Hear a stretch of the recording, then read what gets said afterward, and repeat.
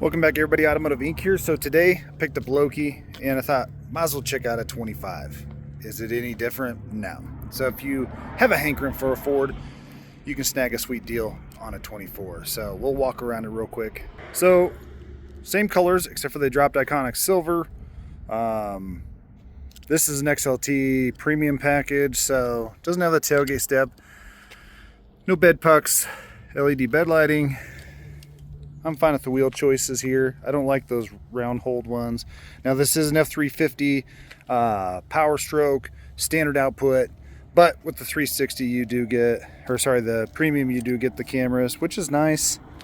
And sport appearance package, so you do get the upgraded headlights like I have on Loki versus the standard XLT ones or the big bulbous solid plastic thing, which they're growing on me, but I do prefer this front end better.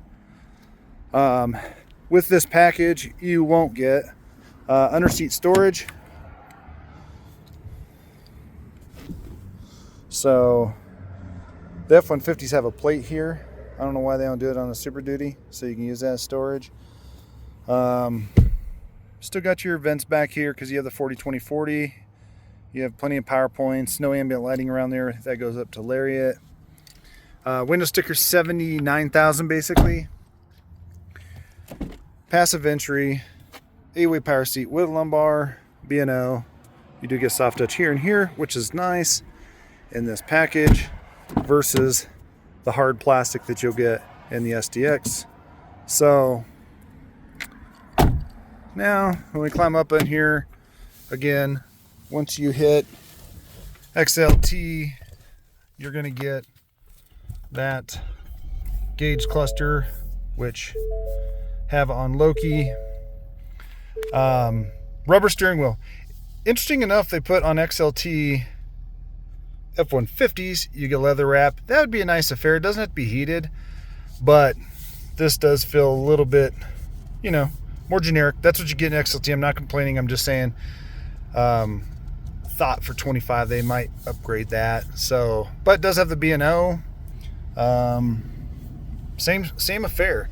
Now, interesting enough in this one, single zone climate control but heated seats. I'm okay with all this, so I'm okay with that. Standard here. Does have a 355 electronic locker, so this is the heaviest rear end you can get in the power stroke. Cruise up here, exhaust brake stuff. They still give you all your camera angles because you have the 360, so that's nice. The seats are very comfortable. Auto dimming rear view mirror, upfitters. No lane keep assist or adaptive cruise control. Take that for what it's worth. I do like how we can still put all of that on. Let's go into here and see vehicle. So standard stuff. Let's see, driver's assistance. What do we have here? Exit warning, trailer blind spot, parking aid sensors. It does have them on the rear, not the front in this package. Cross traffic alert and stuff. So basically no crazy safety tech. I do like the zone lighting though. The F-150 had that for years. So you have to override your system, but I do like that versus having to use the switches over here all the time on the F-250. So that's nice that you can click these on and do all zones if you want. I do like that. That's nice change up. So we'll go back over here, turn on auto headlamps and stuff. And I don't know if it's just my luck with Ford, but I wanted to hear the turbo spool. You can't really hear it much on the new diesels anyway. Put down the driver or the passenger window, and the son of a gun won't go back up. It has an anti-pinch feature. Granted, it was rough street. Restarted it. We'll see real quick if it goes back up now. All right, so usually you can reset it by cycling all the way down, hold it for 3 seconds, pull it up and hold it till it shuts for 3 seconds, but watch it. It just goes back down. I don't even get it. And it's cold out here today, and it sucks driving with the window down. I just want to put it down to hear the turbo, and it won't reset. So I pull it up, and you can probably hear it going back down. I don't get it. So obviously something's amiss over there. I'll check the window frame again, but I didn't see anything in there that would constitute. I opened up the passenger door and nothing. And so obviously, having bought Loki with electrical issues, I sure as shit wouldn't buy this truck. I don't get it.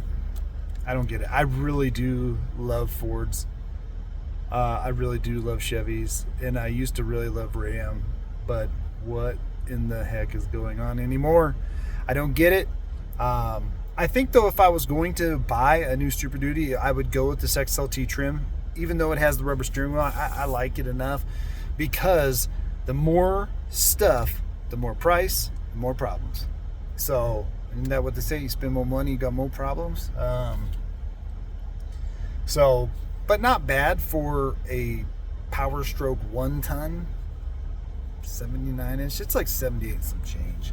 The windows are so freaking dirty, and you could see where they pulled the Maroni off. So, you know, they got some other addendum ones on the back windows.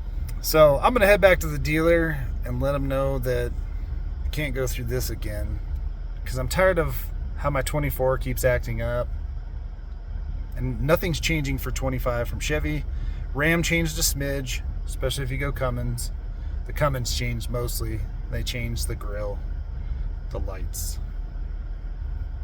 Other than that, Ram still has the smallest bed, smallest crew cab.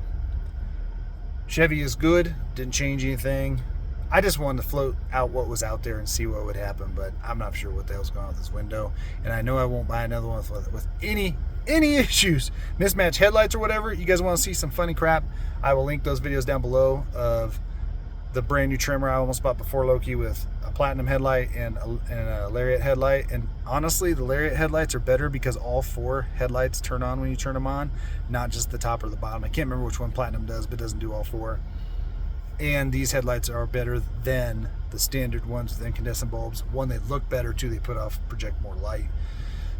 So yeah, that is a quick walk around of the 25, guys. So all the people out there said they changed the taillights, changes BS. They didn't change squat. 26 will be the potential like reform, which is normal. 3, 4, 5 years is about normal, because this was redesigned in 23.